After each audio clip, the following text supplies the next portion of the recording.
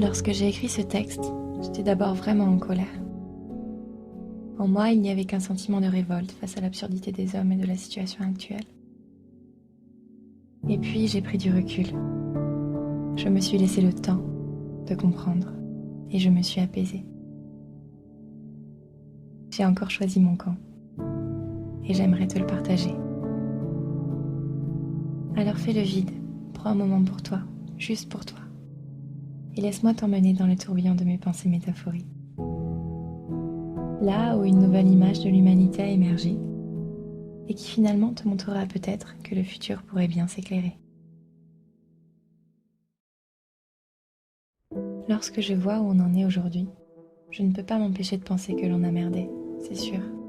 On a loupé quelque chose. On a fait une belle bourde, voire plusieurs bourdes, dont certaines essentielles sont passées à la trappe de la remise en question. Une belle bourde comme un enfant qui tenterait une chose pour la première fois, et dans son impatience, la raterait monumentalement. Comme un enfant qui souhaite un résultat immédiat, sans prendre le temps d'apprendre. Et même si on a passé des milliers d'années à évoluer, à s'adapter très lentement au moindre changement, en quelques années seulement, tout a été bouleversé très vite. Trop vite sûrement, nous donnant l'illusion que les enfants qui composent l'humanité étaient enfin devenus adultes. Et tu te doutes bien que c'est faux. L'humanité est en fait comme un vêtement tissé.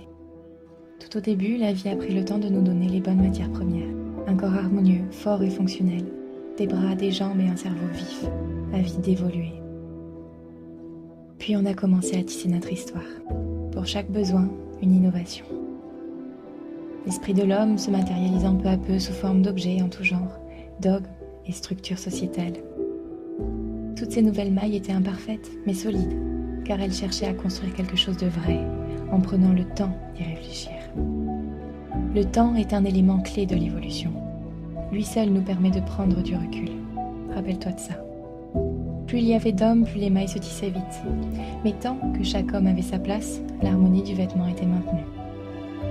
Mais un jour, un certain groupe d'humains ont voulu plus. Ils ont voulu s'approprier les mailles des autres, aller plus vite. Ils ont commencé à bouleverser le sens du tissage. Ils ont même déclaré que certains groupes d'hommes devraient tisser pour les autres. Le vêtement se mélangea alors de beaucoup de couleurs. Et malgré les inégalités de mailles, la diversité donna un nouvel éclat. Le tissage traversa beaucoup d'épreuves, des intempéries, des guerres, des maladies. Mais ses fondations ne se brisèrent pas. Et puis un jour, on a voulu accélérer encore. Beaucoup plus vite cette fois. On a alors loupé une première maille. On avait sauté une étape. On s'est rattrapé, puis de nouveau une autre maille manquée, puis une autre, et encore une. Des trous commencèrent à apparaître régulièrement dans le vêtement qui se tissait maintenant beaucoup trop vite. On a alors commencé à gratter plus profond sous la terre, et brûler le monde autour de nous pour trouver les matières nécessaires au tissage, qui n'avaient plus le temps de se produire toutes seules. Cela souvent pour créer des mailles superflues inutiles, à obsolescence programmée. Et encore et encore, allant toujours plus vite, sautant toujours plus de mailles. Le bilan ? Le tissage de l'humanité est aujourd'hui aussi fragile que nous le sommes. Nous sommes des enfants qui ont profondément merdé dans leur insouciance. Et je ne sais pas si aujourd'hui on s'en est vraiment rendu compte.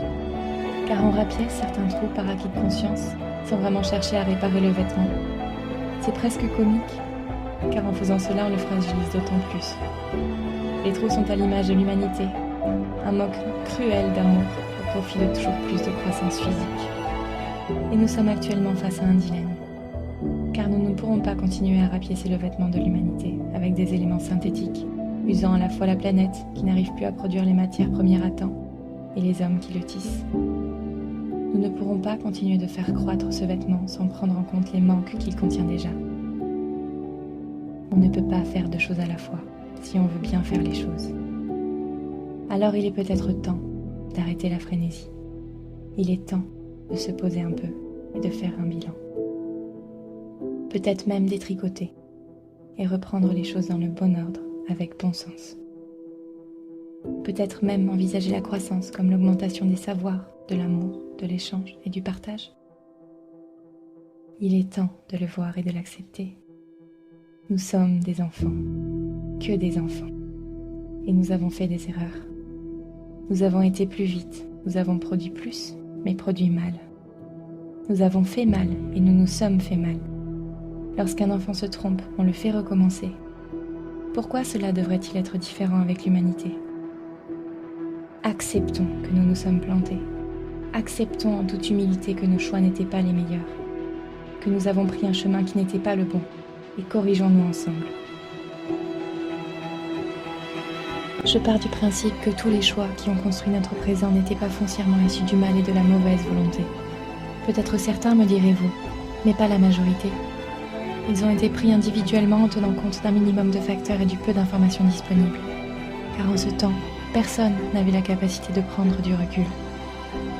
Nous ne savions pas que cela mènerait à tout ça. L'humanité n'a eu aucun brouillon. Tout comme la crise que nous sommes en train de traverser, chaque jour est une expérience nouvelle.